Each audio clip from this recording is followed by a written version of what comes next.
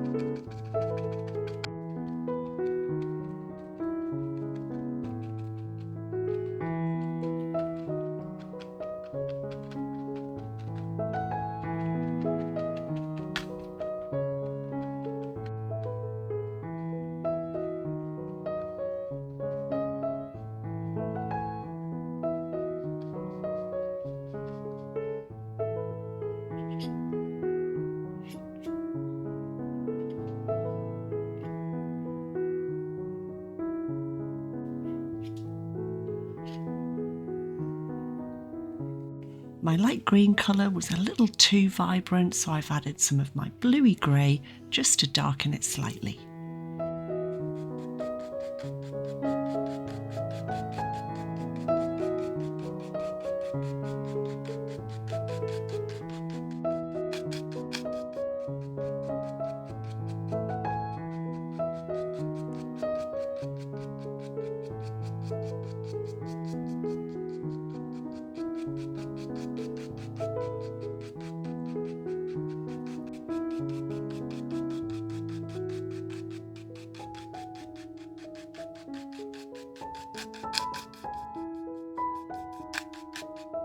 To make a slightly darker green, I've added more phthalo blue.